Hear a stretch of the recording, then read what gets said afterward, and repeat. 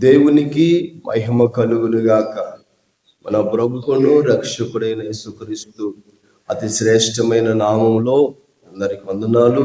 రోజున దేశంలో ఆయా ప్రాంతాల్లో అత్యధికముగా దూషించబడుచు ఉన్న, అత్యధికముగా అనేక ప్రాంతాల్లో కాల్చబడుతూ ఉన్న ఈ పరిశుద్ధ గ్రంథం బైబిల్ అంటే చాలా మంది అపార్థం చేసుకొని ఇది ఒక బూతు పుస్తకము, నల్ల పుస్తకము అని ఆ రకరకాలుగా మాట్లాడుతూ ఉన్నారు.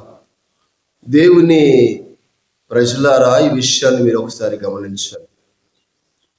అనేకులు అనుకుంటున్నట్లుగా మన పరిశుద్ధ గ్రంథము బూతు పుస్తకము కాదు, లేక వేరే వాళ్ళు అనుకుంటున్నట్లుగా ఆ విధమైన పుస్తకము కాదు. ఇది మనుషులు కల్పించింది కాదు, మనుషుల ద్వారా రాయబడి ఉంది కాదు. ఇది దేవుని యొక్క ప్రేరేపణ ద్వారా, నీతిమంతుల ద్వారా ఈ పరిశుద్ధ గ్రంథము లిఖించబడి ఉన్నది.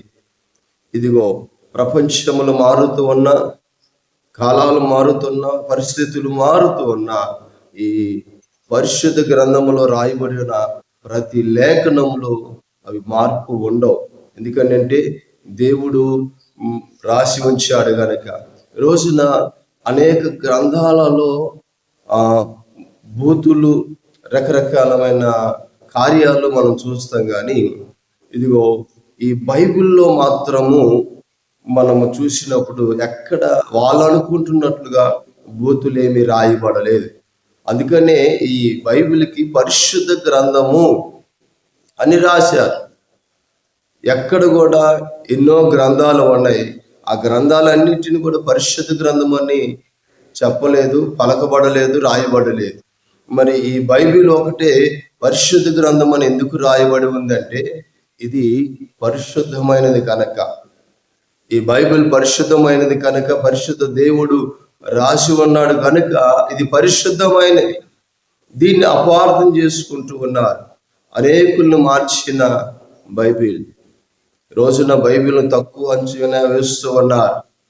ఈ బైబిల్ కాల్చేయాలని, బైబిల్ లేకుండా చేయాలని ఎంతో మంది ప్రయత్నించారు, ఓడిపోయారు.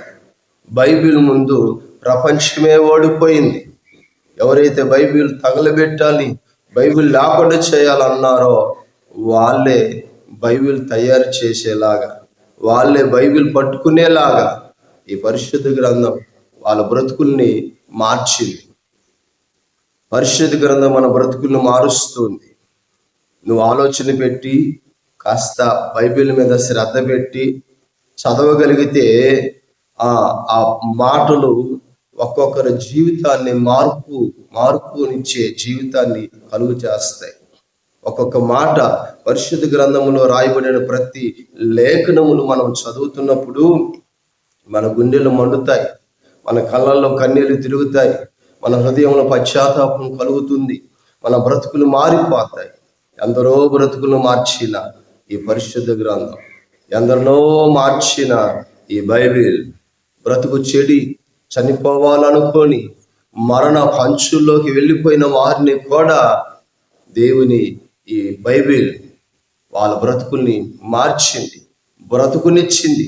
రోజున నా జీవితంలో కూడా ఒకప్పుడు ఎంతో భయంకరమైన పరిస్థితులలో దిగజారిపోయి, తాగుడుకు అలవాటై, అదిగో భయంకరమైన గొడవలలో ఉండి పరిస్థితులన్నీ కూడా చేజారిపోయినప్పుడు, బ్రతుకు మీద విరక్తి కలిగి చనిపోవాలనుకున్నప్పుడు ఈ బైబిలే నాతో మాట్లాడి నన్ను బ్రతికించి, నా బ్రతుకుని మార్చి ఈ విధంగా నిలబెట్టింది. నిజంగా నువ్వు శ్రద్ధ కలిగి బైబిల్ చదువు ఒకసారి. ఆ బైబిల్లో ఎక్కడన్నా నీకు బూతు మాటలు కనిపిస్తాయేమో, చదివే కొంది నీ బ్రతుకులో ఒక మార్పు వస్తుంది. అందుకనే పరిశుద్ధ గ్రంథాన్ని చదవండి, బైబిల్ చదవండి. ప్రతిరోజు బైబిల్ చదువు. ఆ లేఖనములో రాయబడిన ప్రతి మాట కూడా నీకు అర్థమవుతుంది. చదువుతూ ఉండగా నీ బ్రతుకులో ఒక నూతన మార్పు కలుగుతుంది.